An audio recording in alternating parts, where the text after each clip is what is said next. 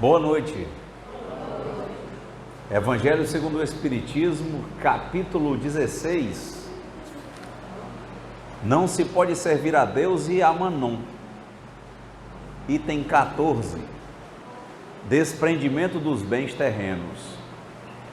Venho, meus irmãos, meus amigos, trazer o meu óbolo para vos ajudar a marchar corajosamente no caminho do aprimoramento em que entrastes. Nós nos devemos uns aos outros. Não é senão por uma união sincera e fraternal entre espíritos e encarnados que a regeneração será possível. Vosso amor aos bens terrestres é um dos mais fortes entraves ao vosso adiantamento moral e espiritual. Por esse apego à posse, suprimis as vossas faculdades afetivas em as transportando todas sobre as coisas materiais. Sede sinceros. A fortuna dá uma felicidade sem mácula, sem mancha?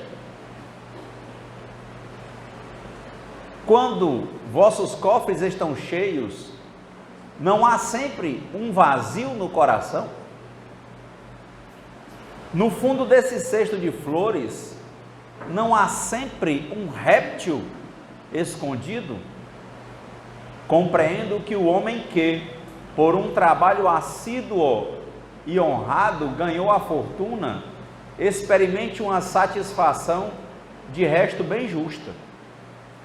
Mas dessa satisfação muito natural e que Deus aprova, seguir-se a um apego que absorve todos os outros sentimentos e paralisa os impulsos do coração a muita distância.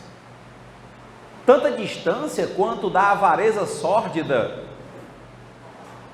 a prodigalidade exagerada, dois vícios entre os quais colocou Deus a caridade, santa e salutar virtude, que ensina ao rico a dar sem ostentação, para que o pobre receba sem baixeza.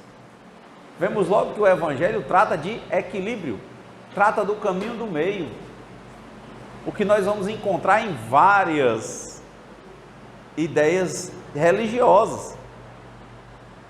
O próprio Buda, ele vivia enquanto Siddhartha Gautama, dentro de um palácio, com muitas mulheres, depois teve uma mulher só, um filho, com muita riqueza, muito poder, que era de uma casta de guerreiros, e ele sai para sentir esse vazio, e ele vai para as austeridades, que eram pessoas que abandonavam tudo e viviam cultivando a dor, que era o excesso.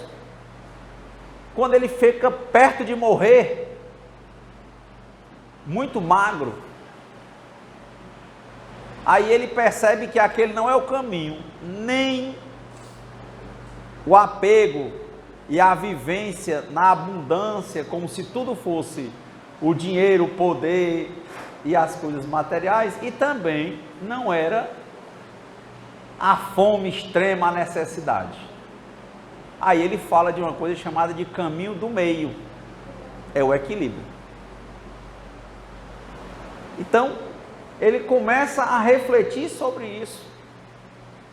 A própria lógica de apego à imagem, ele está dizendo: Deus vai reprovar que uma pessoa usufrua dos bens que tem porque trabalhou por isso? Ele diz: não, é diferente usufruir de se apegar.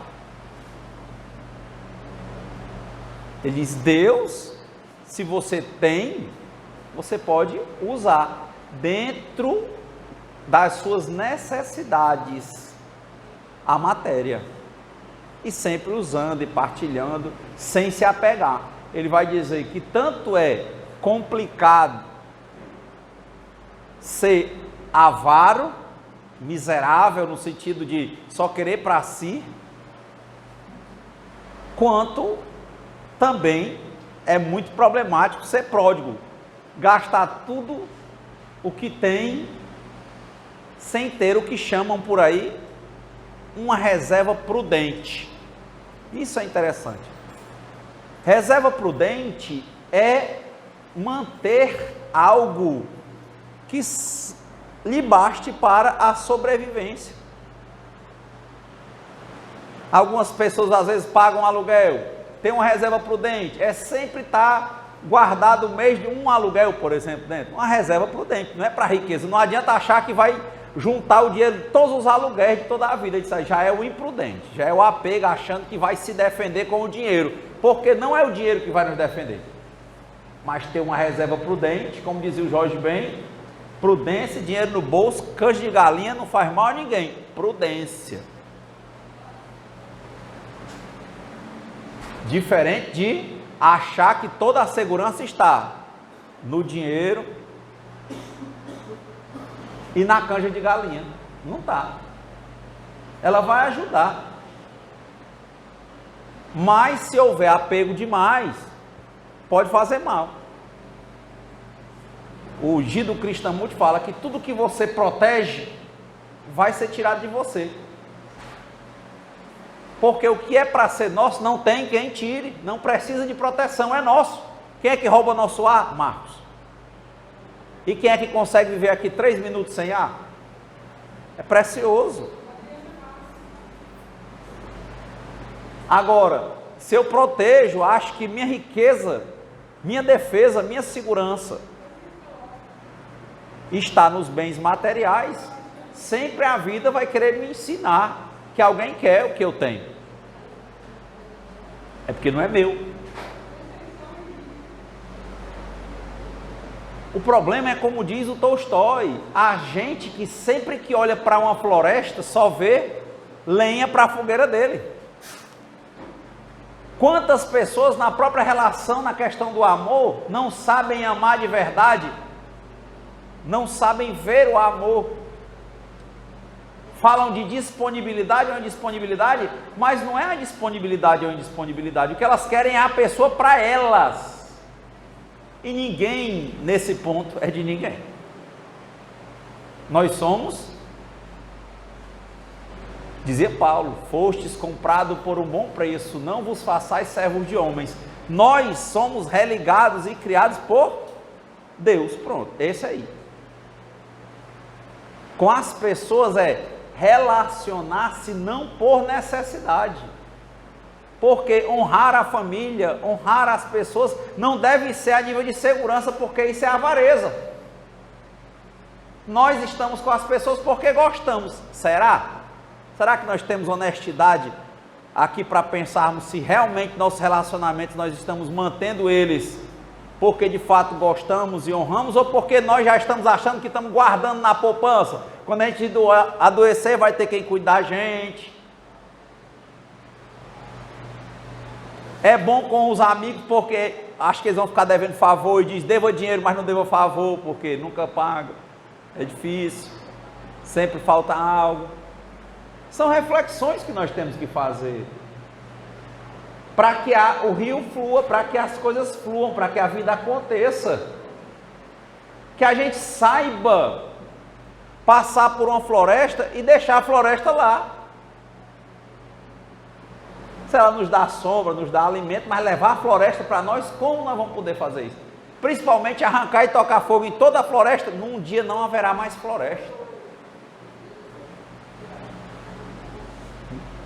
E aí começam as questões. Como dizia o Vitor Hugo, não é porque uma pessoa não te ama do jeito que você quer que ela lhe ame, não quer dizer que ela não te ama com tudo que ela pode. Mas a grande pergunta é, você quer saber se o outro lhe ama ou... E essa sua pergunta tem a ver com um amor que você não enxerga em você mesmo. E você continua olhando para o outro e achando que ele é lenha para a sua fogueira, para pagar suas contas, para um dia servir de apoio. Ou seja, esse outro acaba sendo uma conta de poupança. Isso tende a não dar certo. quando nós queremos impedir o fluxo da vida. Os exemplos estão espalhados por aí, quando não dá certo. E não adianta culpar o outro, porque nós começamos a plantar ou a cultivar com o adubo errado. E a má semente tende a não dar bons frutos. Não é um determinismo. É o que nós fazemos, para que nós a colocamos lá e com o que nós a nutrimos. Nós estamos nutrindo, continuando com objetivos distorcidos, estamos fazendo das pessoas coisas, contas bancárias, poupança, minha segurança estando na minha mente. E aí eu não confio em Deus. De novo, é diferente achar que a segurança está no dinheiro, na conta bancária, no carro, na blindagem, de ter uma reserva prudente. Interessante ter reserva prudente. Pode ver, se você tiver um centro espírita, qualquer coisa, que tem só a reserva prudente, o nível de brigas por aquilo é menor. Ou não tem. Na hora que começa a ter recurso demais, por isso que não é para guardar, é para aplicar. Aí começa o pessoal a discutir, querer brigar, porque não é uma reserva prudente. Tudo que passa do prudente é plantar vento, só vai colher tempestade. É prudente. E aí é para as coisas, é para os relacionamentos, enxergar o amor, amar-se, acolher-se, e aí essa luz clarear a vida dos outros, porque não tem quem não saiba viver que não goste de ensinar. Não tem quem não se sinta bem que naturalmente as pessoas venham e ela deixe que as pessoas se sirvam do que ela tem. São situações interessantes. Palavra, reserva prudente. Palavra, caminho do meio. Palavra, equilíbrio. Palavra, não se apegar. Olhar para a floresta e deixar ela sendo linda e continuar sendo floresta. E aí precisa de um fruto, vai lá, tira e come. Imaginemos, por exemplo, quanta coisa nós em casa, nessa semana que passou, não deixamos apodrecer e perecer, Ana. Quanto desperdício tem no mundo, em um mundo que nunca se produziu tanto e nunca houve tanta gente passando fome. É a imprudência.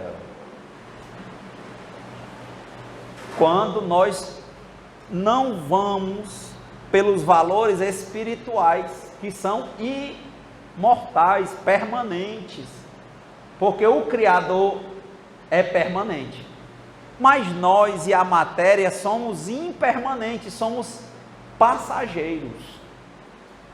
Nós, para tanto, somos cheios de contradições internas.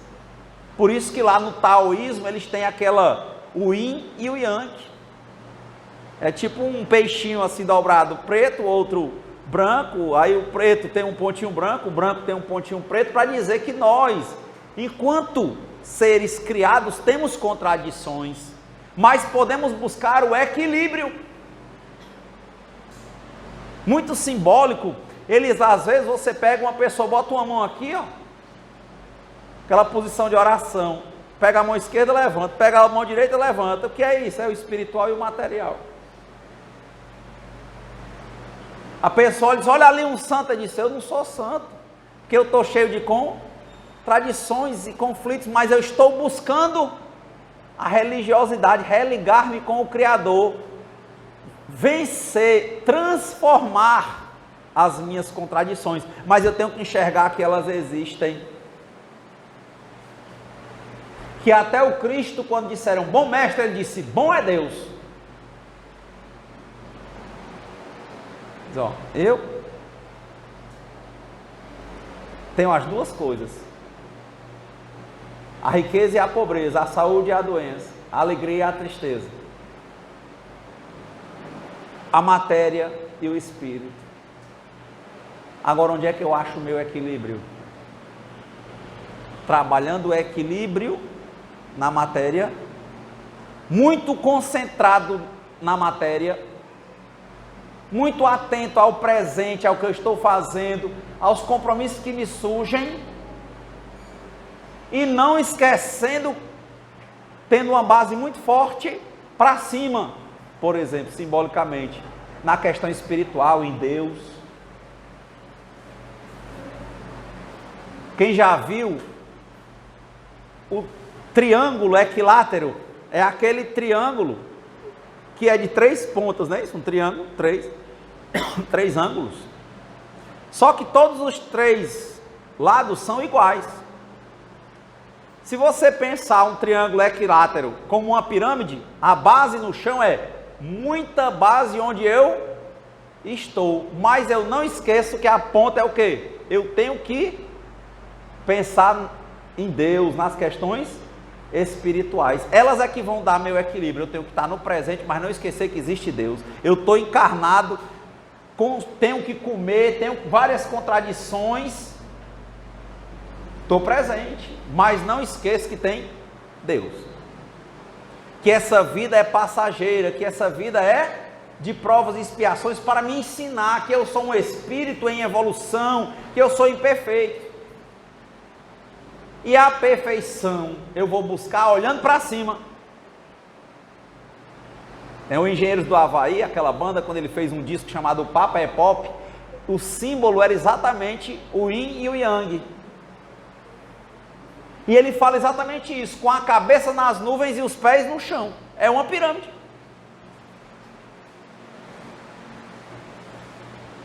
Muita base no que eu estou fazendo, onde eu estou, vivendo o momento presente, não ficando querendo prever futuro, porque não está na minha mão, está nas mãos de Deus. E largando o passado, eu tenho que viver o presente bem. Ah, mas isso aí vai gerar irresponsabilidade, só se você não tiver com a cabeça também nas nuvens e os pés no chão. É pé no chão, reserva prudente, prudência, dinheiro no bolso, canja de galinha, trabalho. E lembrando, eu estou aqui para trabalhar valores, virtudes, questões espirituais. Enxergar o amor, enxergar a felicidade, questões espirituais. Preciso de canja, dinheiro no bolso, trabalho, olha aí, pirâmide no chão. Mas eu estou aqui para aprender com o trabalho, necessitar comer para me animar pelas minhas contradições, não ser preguiçoso e buscar o meu sustento. Porque a minha mente vazia de espírito, ela fica sempre material, sempre pensando em passado e futuro, e eu fico querendo ser Deus. Ou seja, eu só estou no presente. Não é uma pirâmide, não é o ponto de estar fincado no chão olhando para cima, é só chão. E é interessante, o equilíbrio do triângulo de 3 lados. A base forte, mas não esquecer que tem Deus, que tem a questão espiritual, que temos que ser pessoas melhores do que nós mesmos a cada dia, sem querermos ser melhores do que ninguém. Que nós estamos em evolução constante. Agora vamos virar essa pirâmide, cabeça para baixo. O que ele vai dizer? Nunca esqueça onde você está, mas tenha muita base espiritual. Quando você junta uma pirâmide de ponta para cima e uma pirâmide de ponta para baixo, se você cruzar, é aquele símbolo, a estrela de Davi. O que ele está dizendo? É equilíbrio. Base onde você está e não esquecer que tem o plano espiritual, que você está aqui para aprender, se aprimorar. Base invertida no plano espiritual e não esquecer o momento presente, porque se eu não lembrar disso, aí eu não vou mais comer, eu não vou mais aprender com o trabalho, com a convivência, eu vou me isolar, eu vou me afastar, e eu tenho que ter equilíbrio, para que eu possa enxergar o amor. Eu vou me conhecer em relacionamento, não vou fugir, mas tenho que me relacionar primeiro comigo, e daí abrir todos os caminhos para me relacionar com Deus. Porque eu tendo a ser um quadrado, só penso na matéria, não tenho nada lembrando do Espírito. Só lembro por vezes do plano espiritual quando o plano material está embaixo, quando eu estou desempregado, quando eu estou mal no relacionamento. E se eu estivesse em equilíbrio, eu estava dentro do meu relacionamento e estava sempre tentando viver o presente, não querendo que aquela pessoa fosse um objeto para mim, utilizada como fosse uma quantia monetária na poupança, que vai cuidar de mim, que vai passear comigo, que vai estar comigo nos meus momentos de carência. Será que isso é valor mesmo ou é uso?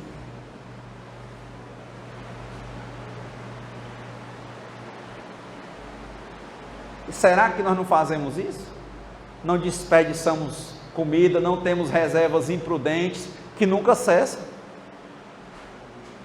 Não confundimos a prudência com o nosso apego aos bens materiais. Não usamos as pessoas. Será que nós não usamos as pessoas? Dizemos que amamos, fazemos de bons, quando na verdade nós estamos usando as pessoas como se fosse valor para botar numa conta na poupança, para quando a gente estiver doente ter alguém com a gente, para quando estiver com fome ter alguém que vai fazer a comida. É uma diferença muito grande. Agora, será que vai ter muita diferença de quem passa pela floresta e só vê lenha para a fogueira? As coisas têm o seu ponto de utilidade, porque nasceram para isso, mas quem vai dizer isso é Deus. Quando nós começamos a usar as pessoas e as coisas sempre, tudo a nosso favor, sem pensar que está ali um aprendizado e que é Deus que manda em tudo, nós estamos sendo os próprios deuses. Aí já sabemos, Deus sem poder é morte? Não, é sofrimento certo. É por isso que vão dizer que a dor é necessária e o sofrimento é opcional, mas aí é certeza, quer ser Deus.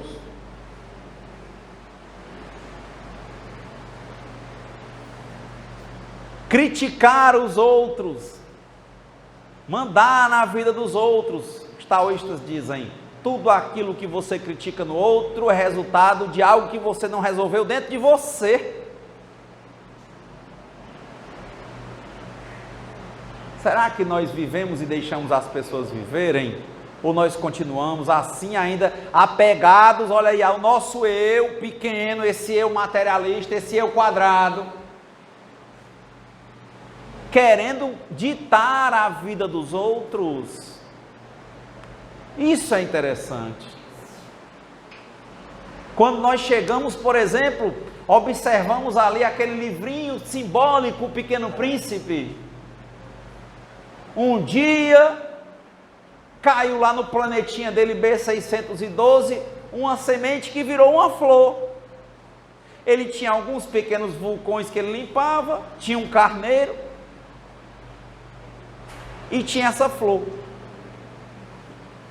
Algo bonito, algo da natureza, como tudo da natureza. Você corre no campo e é tão bom correr no campo, mas cuidado, pode ter um leão na espreita. Prudência. Tinha um colega que faleceu, um grande amigo, aliás, e ele colocava em todas as paredes assim: não vacile. Achei interessante que espiritualmente fique atento, atento a esse teu pequeno eu quadrado que não pensa que tem um aprendizado. Fica atento, para não usar ninguém, para amar de verdade, ver o que é o amor, ver o que é a felicidade, entender e aprender com o momento presente, sem apego ao passado, sem trazer essas memórias do passado para funcionarem como lentes para o futuro. Isso não dá certo. O presente só vai trazer coisas novas. E a florzinha lá do Pequeno Príncipe, ele começou a cuidar dela, arranjou uma redoma para o carneiro não comer, fazia um círculo, botava água, e aí o planetinha dele com essa florzinha. E ele dizia, começou a se achar muito atarefado, e achava que aquela florzinha só vivia porque ele cuidava. Aquilo é um livro de um simbolismo, né, de uma plurissignificatividade, quer dizer, vários sentidos, cada vez que a gente pensa nele. Chega um tempo que a gente nem relê mais, só pensa nele. Aí ele cuidando da florzinha como se ela só vivesse porque ele cuidava dela. Ele não tinha a sabedoria, apesar de ter valores e virtudes próprias dele, mas não tinha a sabedoria que quando existe uma questão espiritual que é maior do que a gente, que quando Deus quer, nasce uma flor no asfalto.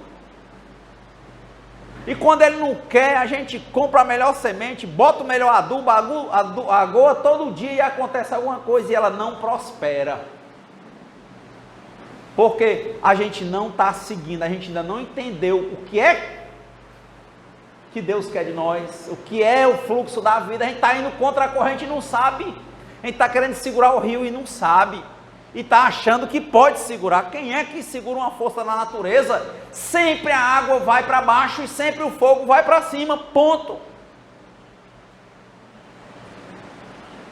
Não adianta.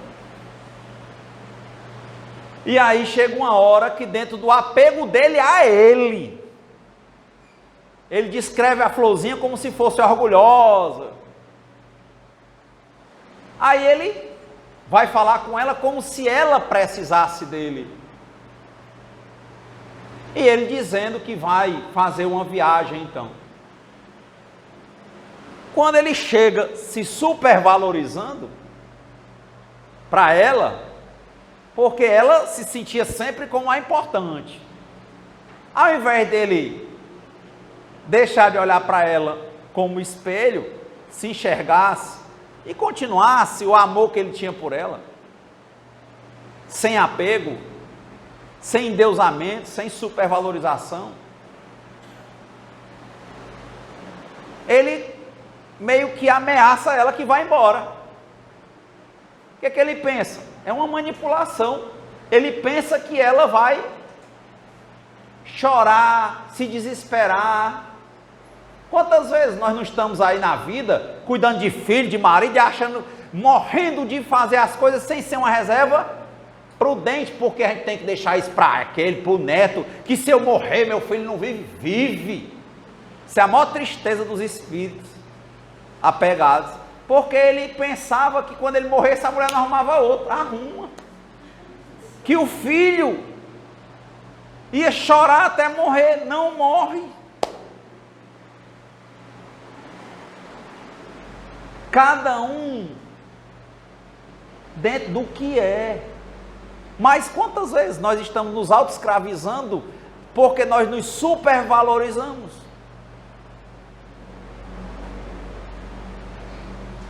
Aí ficamos sendo codependentes,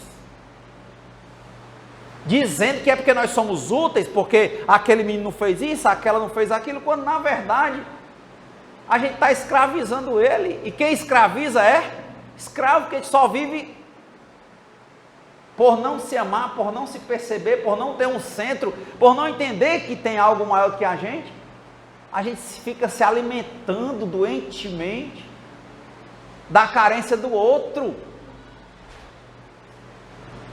A gente começa a jogar o jogo que ele faz, ele coloca a gente como fosse uma conta na poupança, que quando precisar a gente vai estar lá para ajudar. E a gente adora ser as moedinhas que o tio Patinhas nadava lá na caixa forte, a gente deixa ser utilizado porque a gente não se ama e vive um relacionamento doente com o filho, com o pai, com o amigo, com o trabalho.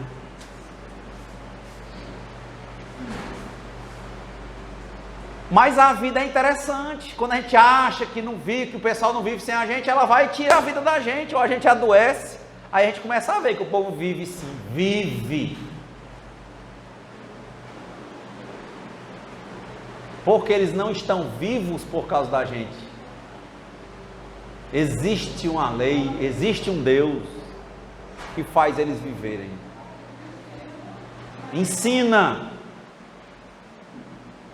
pelo fundo do poço, pela dor, pelas lições. E aí, na historinha do Pequeno Príncipe, ele olha para a florzinha, ela metida importante, ele sempre era humilde cuidador dela. Aí, ao invés dele continuar, ele um dia leva a sério palavras sem importância, e aí vai disputar com ela os egos, o ego da flor com o ego dele. Aí diz, eu acho que eu vou embora, vou fazer uma viagem. Ele achava que ela ia dizer o quê? Não vá não, que eu vou morrer, que o carneiro vai me comer, que não vai ter água, que os vulcões. Quando ele disse, vou embora, o que foi que a florzinha respondeu? Vai, seja feliz. Quem já viu isso, essa passagem do Pequeno Príncipe? Não é isso que ela diz? Vai, seja feliz. Aí ele fica sem chão.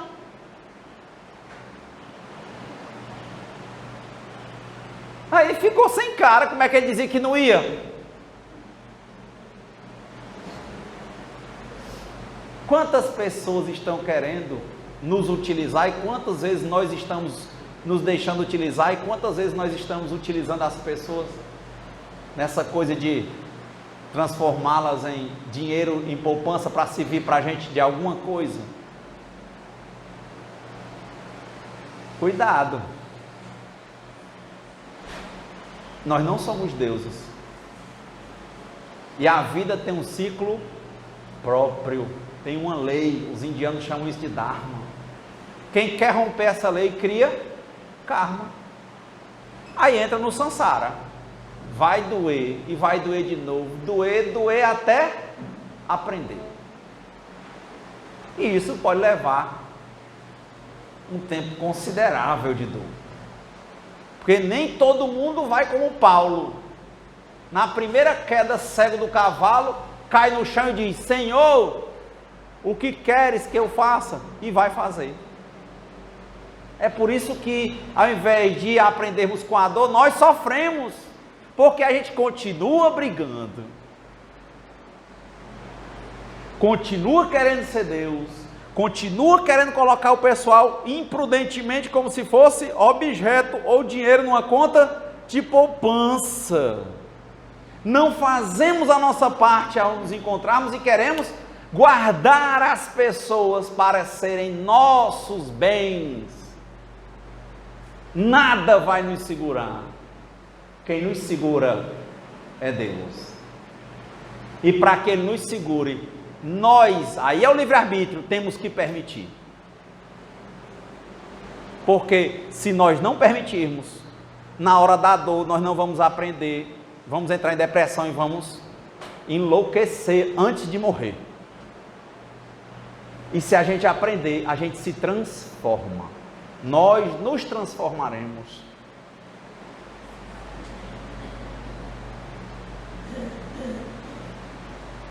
A flor, nesse ponto, foi perfeita. Na hora que ele mostrou quem ele era, que não era só o pequenininho, bonzinho, que ele quis mostrar o ego dele, o eu dele também, e disse, pois eu vou embora. O que ela respondeu? Nem foi arrogante, nem foi ignorante, nem foi irônica. Ela olhou com tanta sinceridade que ela nunca tinha olhado com sinceridade para ele daquele jeito e disse, vai, seja feliz.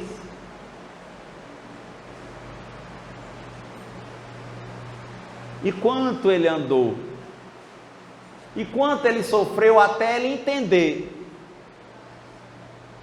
No momento em que ele viu milhares de flores juntas, que quando nós amamos, vemos o amor, vemos a felicidade, e nós conseguimos enxergar dentro de milhões e milhões de flores, a nossa flor.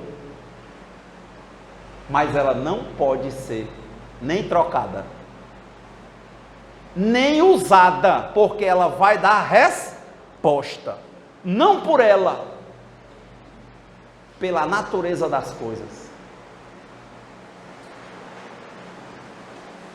Porque ela não nos pertence.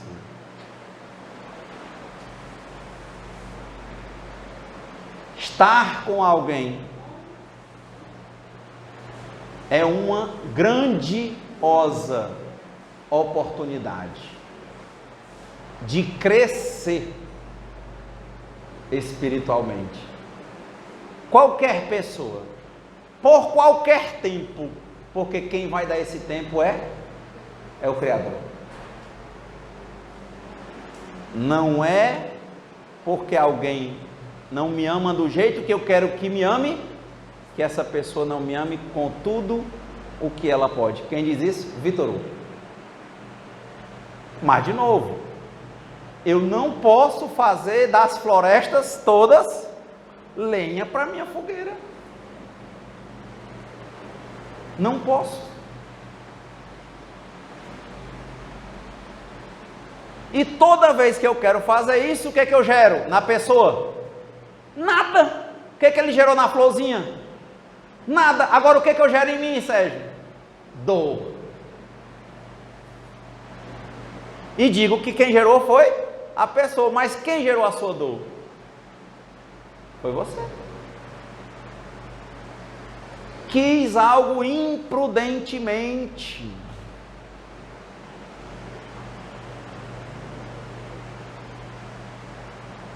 Vejamos.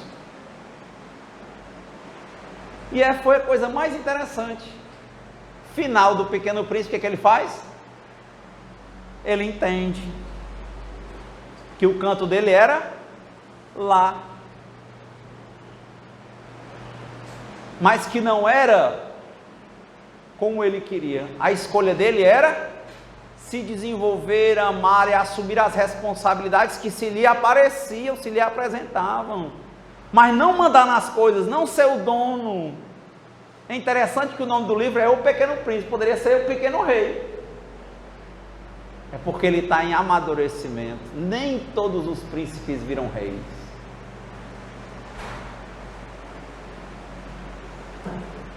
Dificilmente um príncipe que se apega à majestade do trono será um bom rei. E se apegar demais, dificilmente sequer será rei. Vamos mostrar no Antigo Testamento, Sérgio. Davi, antes de morrer, os filhos começaram a brigar pelo trono. O filho, que era o mais velho, mais guerreiro, começou logo a brigar. Outro já foi ficar com a mulher que coabitava com Davi. E acabou que os que estavam certos para serem o rei, nenhum virou. Quem virou rei foi Salomão.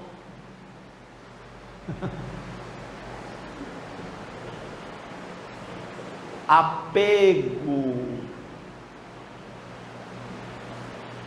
Querer ser o senhor da natureza, não entender os limites do livre arbítrio, não compreender o Dharma, a lei de Deus, não estar com a cabeça no plano espiritual, vivendo com base forte, sólida, o momento presente. Voltemos ao texto. Só um parágrafo, né? Olha aí, ó. Evangelho, desprendimento dos bens terrenos. Ele está dizendo que não queira nenhum bem terreno, ele está dizendo o quê? Que não se apegue. Que hoje eu tenho um emprego, amanhã eu não tenho. Hoje eu sou chefe, amanhã eu não sou. Mas eu ainda assim vou viver. Hoje eu sou uma florzinha e tem um príncipe que cuida de mim. E amanhã ele pode simplesmente querer ir embora. E eu tenho que dizer para ele o quê? Vá, seja feliz. Sem orgulho.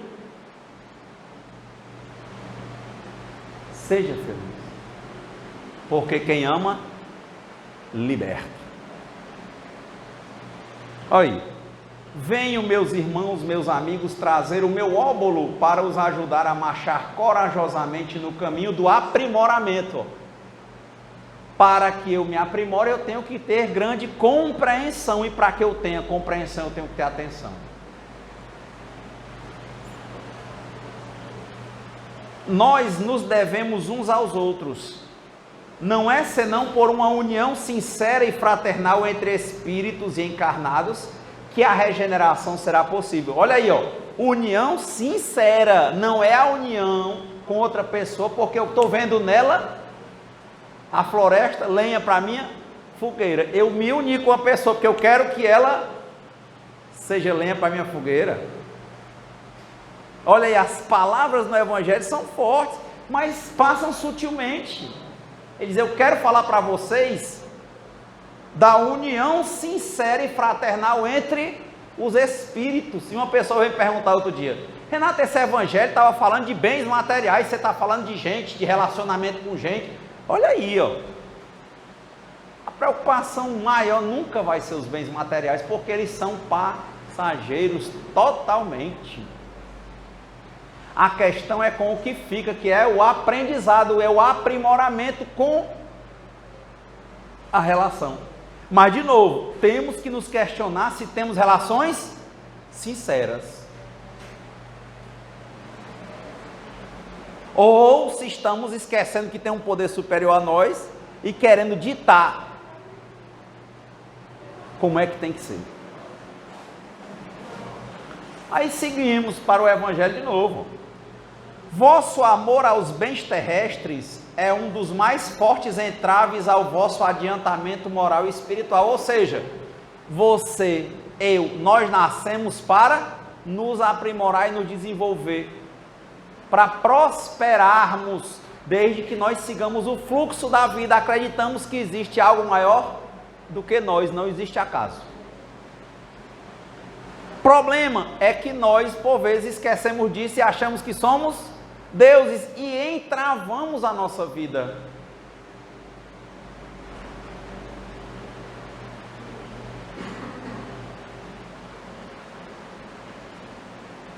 Porque muitas vezes nós dizemos que estamos deixando coisas passarem, mas nós estamos manipulando. Será que em uma das leituras dos vários significados aí do Pequeno Príncipe, quando ele diz para a florzinha, ele sendo um príncipe, sem ninguém disputando com ele, com o planeta todo para ele, com a flor que ele gostava, por que ele disse para ela que ele ia embora? Será que ele sinceramente, olha a relação que foi falada, união sincera entre os espíritos, será que ele sinceramente queria ir embora, gente? Ou ele queria jogar com ela? O que ela disse? Vai.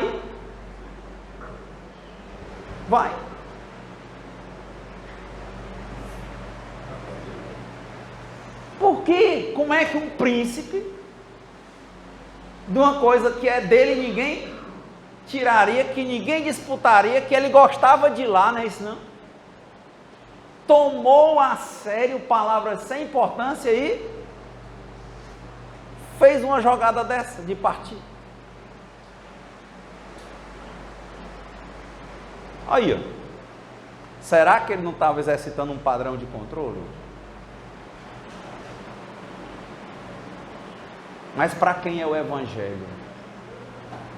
Às vezes perguntam, esse Evangelho foi para mim? Não, o Evangelho é para cada pessoa. Quem está falando?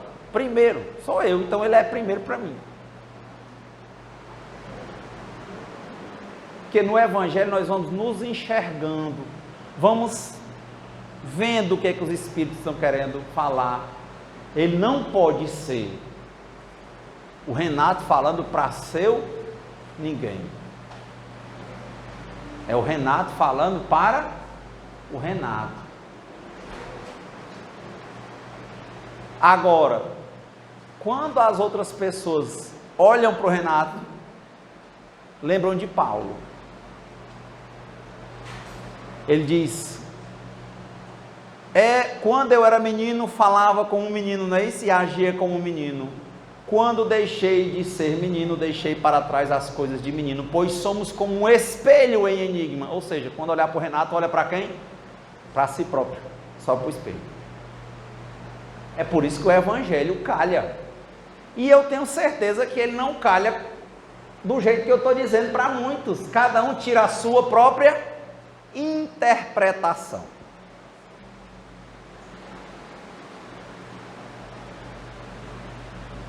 Porque essa é uma vida de atenção e compreensão, em que nós devemos buscar desenvolver os nossos, ou enxergar os nossos valores e virtudes, para que possamos agir com sabedoria.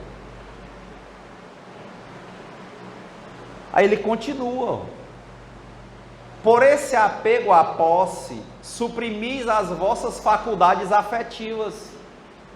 Olha, o amor estava lá, mas eu olhei para a floresta e vi lenha para a minha fogueira. Deus queria me dar uma floresta com tudo no mundo, mas eu transformo ela em lenha. E aí eu me distancio do bem-estar que Deus queria para mim. Quem é que é obstáculo para a minha realização? Só eu mesmo. Eu me auto-saboto. Com ciúme, com medo, com apego.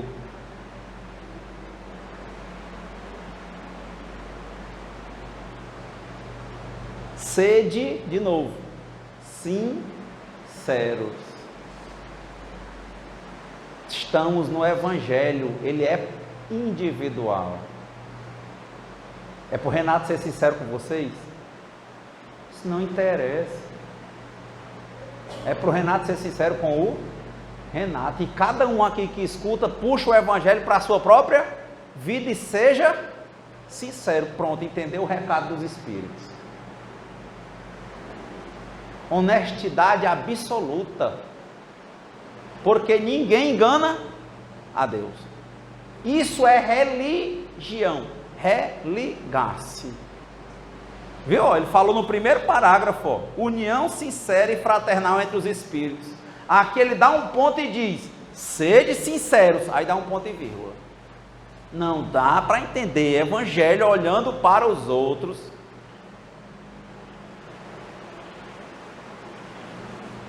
Temos que deixar de ouvir Evangelho pensando no Renato, por exemplo, ou no Sérgio, ou no Cláudio, ou na Ana, ou na Núzia. Não posso no Marcos. Só posso olhar pensando em mim. Porque o Evangelho, ele é a água e o sol que vai fazer com que a nossa flor e o nosso fruto surjam.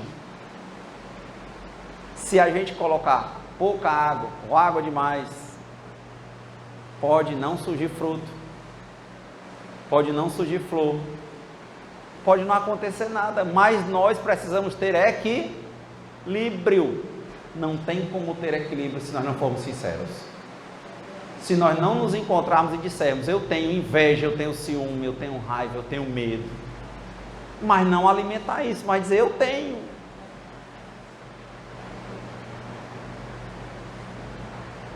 Reconhece, sede sinceros. E aí, não jogue, porque ninguém é lenha para a sua fogueira. Olha a florzinha.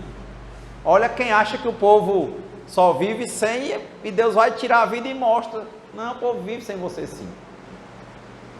Você não é Deus.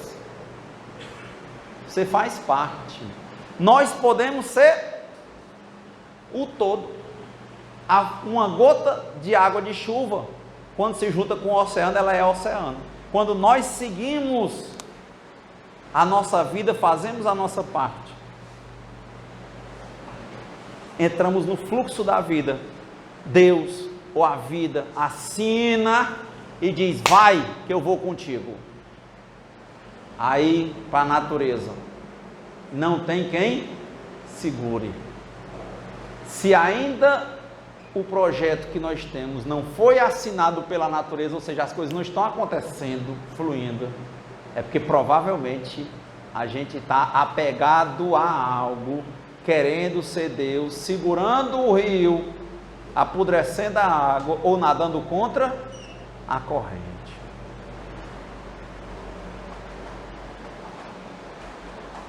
É querendo tirar férias sem trabalhar e estudar. Como é que férias de quê?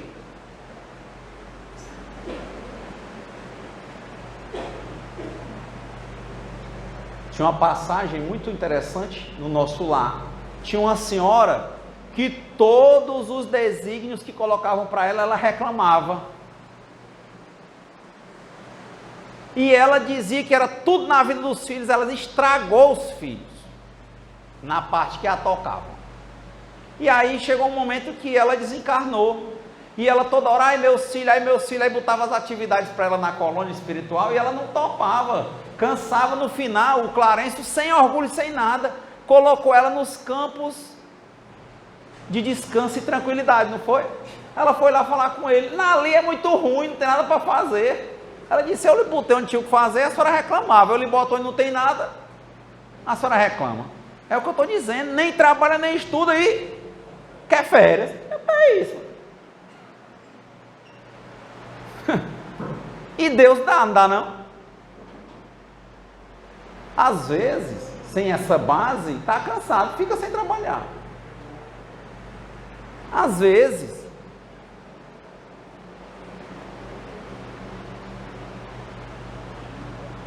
tem uma passagem no Antigo Testamento que fala isso. Fui jovem e já sou velho e nunca vi o justo mendigando o pão.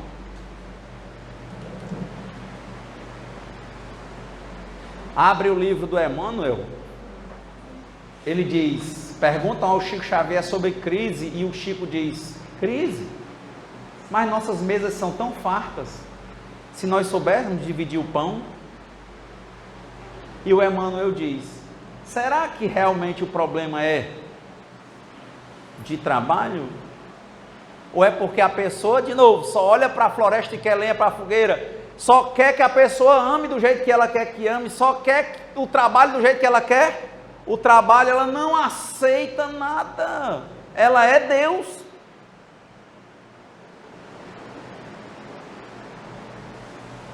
E não presta atenção na primeira nobre verdade que o Buda percebeu, a insatisfação. Porque sempre vai achar algum culpado, quando o culpado... Não, o espírita não procura culpado. O responsável pela sua insatisfação, quem é? É você mesmo. Olha como é interessante. Tem uma passagem que Platão, escrevendo, dizendo que Sócrates tinha uma proposta de uma cidade ideal. E a cidade era muito simples.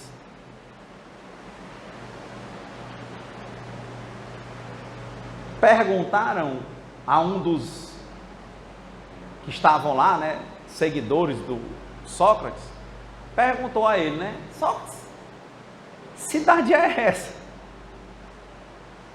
Não tem luxo nenhum? Aí o Sócrates disse para ele, para cada luxo que eu criar, um vício do lado nasce. De um vício nasce uma insatisfação. De uma insatisfação, todo mundo vai sair da cidade, porque começa a ir para lá, para acolá, não, aqui, fuga geográfica. Eles, bom, enfim, a cidade acaba não funcionando.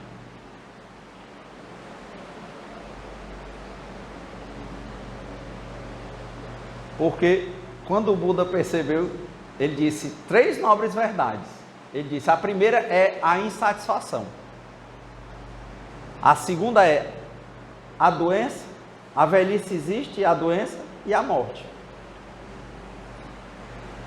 Então, quando nós não temos compreensão da nossa vida, nós destruímos a nossa vida. Por quê? Porque tudo que dão para nós não basta, nós nos fazemos insatisfeitos. Aí vamos levando o tempo sem aprender, só com insatisfação, e pula para cá, pega o bonde, pula para acolá. Aí vem a segunda nobre verdade, o que é, Sérgio? A velhice,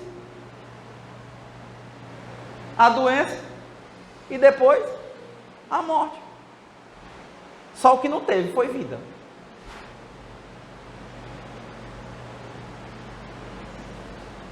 Ou quem aqui, de novo, ao Evangelho, sede sinceros. Não quero que respondam para mim, nem ter esse poder. Mas quem é aqui que não passa pela primeira nobre verdade, pela insatisfação?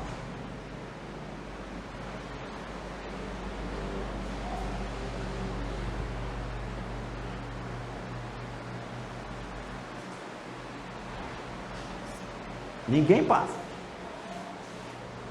Quem é que quando começa a melhor compreender as coisas, a ter resignação, gratidão, viver o presente, não querer ser Deus, entender que existe uma lógica que rege o universo,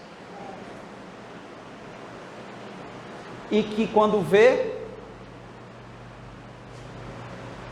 consegue passar o dia bem.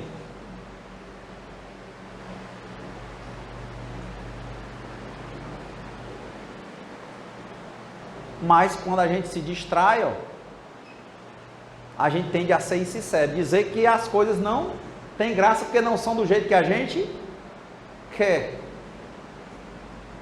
Aí quer logo se desfazer e ir para outra coisa, depois outra coisa, porque a satisfação estava fora ou dentro?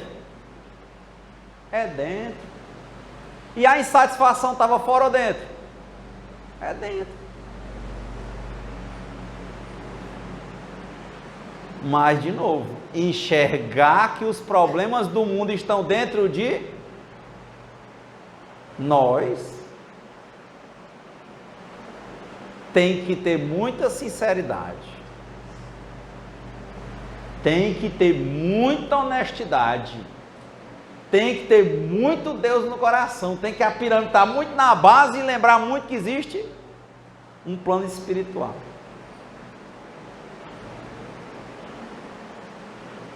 Coisa que eu não esqueço, livro Boa Nova, psicografado por Chico Xavier, ditado pelo irmão Humberto de Campos, irmão X. Jesus foi falar na Galileia, que era a terra dele.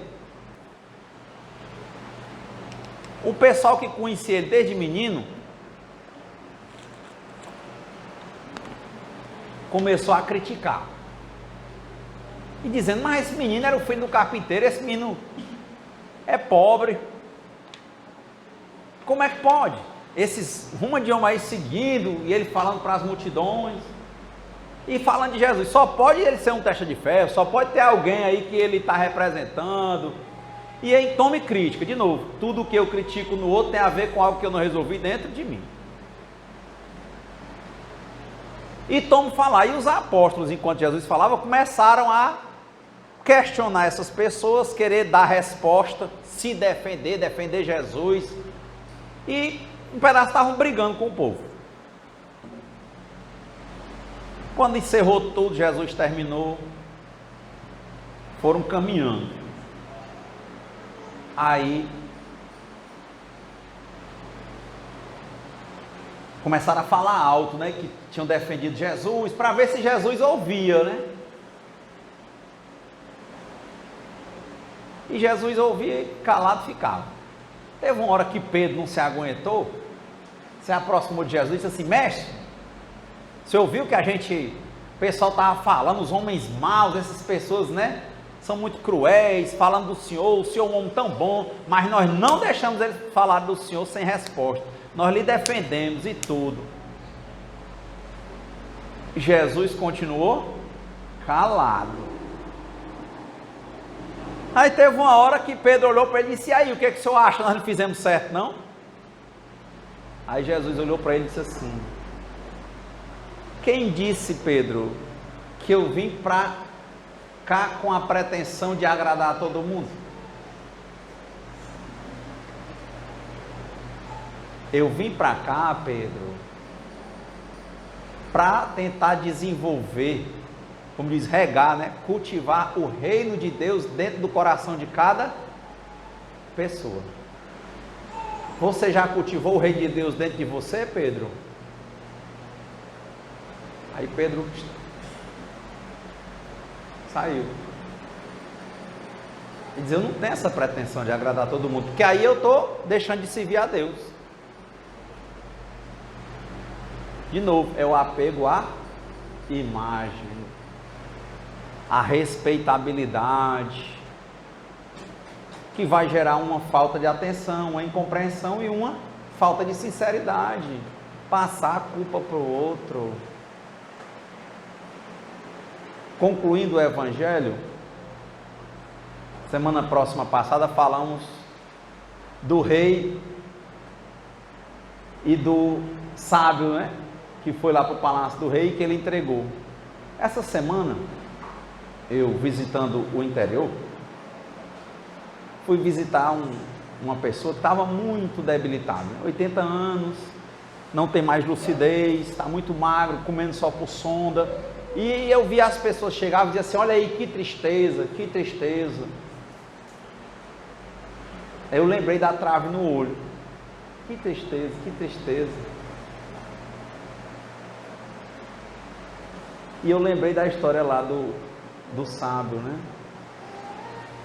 Quanta coisa nós temos para nos alegrar, é só enxergar a felicidade da nossa vida. É tão abundante, como eu disse, que ninguém consegue viver sem respirar, mas ninguém nem valoriza, ninguém sabe nem se está respirando ou não. Mas na hora que vive a vida buscando coisas e se adoecendo às vezes. E na hora que a saúde, que é um dos bens espirituais que tem reflexo material abundante de Deus, sai da nossa vida, a gente também quer achar ali insatisfação. E eu fiquei refletindo, não conseguia dizer que era uma coisa triste, porque enquanto percebendo que não existe acaso, eu só compreendia que na natureza tudo passa e tudo se transforma. E me atentei para ficar realmente observando a realidade quanto a tudo de maravilhoso que tem no meu presente, não para me deitar, porque os espíritos não descansam. E nós não descansamos na nossa evolução. Eu disse: poxa, tenho que realmente desenvolver mais. Enquanto eu estou usufruindo desse grande bem que Deus me concede, que é, por enquanto, por hoje, a saúde, uma certa juventude. E não sei amanhã, mas hoje refleti, pensei em ler mais livros que me fizessem refletir, ficar atento, para ser uma pessoa melhor do que eu mesmo a cada dia, meditar mais, trabalhar melhor, tentar não segurar o rio, tentar viver conforme a vontade de Deus, não me achar superior a Deus. O pessoal, que é isso?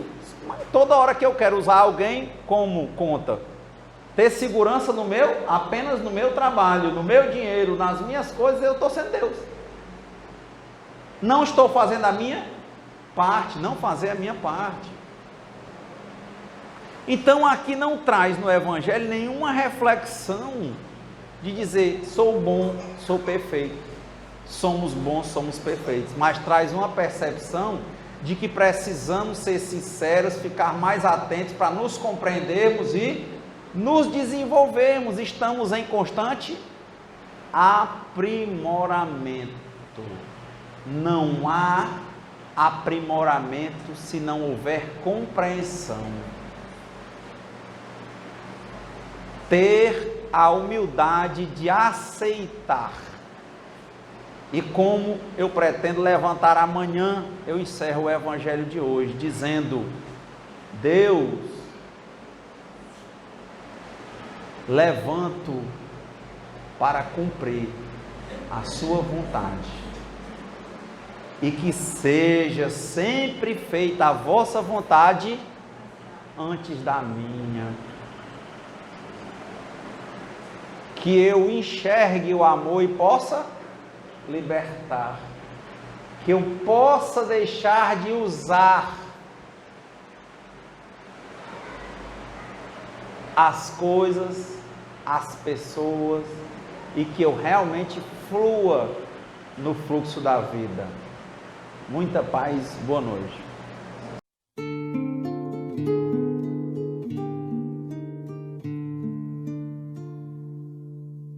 Senhor, fazei-me instrumento de vossa paz. Onde houver ódio, que eu leve o amor. Onde houver ofensa, que eu leve o perdão. Onde houver discórdia, que eu leve a união. Onde houver dúvida, que eu leve a fé. Onde houver erro, que eu leve a verdade. Onde houver desespero, que eu leve a esperança. Onde houver tristeza, que eu leve a alegria. Onde houver trevas, que eu leve a luz. Ó Mestre, fazei que eu procure mais consolar que ser consolado, compreender que ser compreendido, amar que ser amado, pois é dando que se recebe, é perdoando que se é perdoado, e é morrendo que se vive para a vida eterna.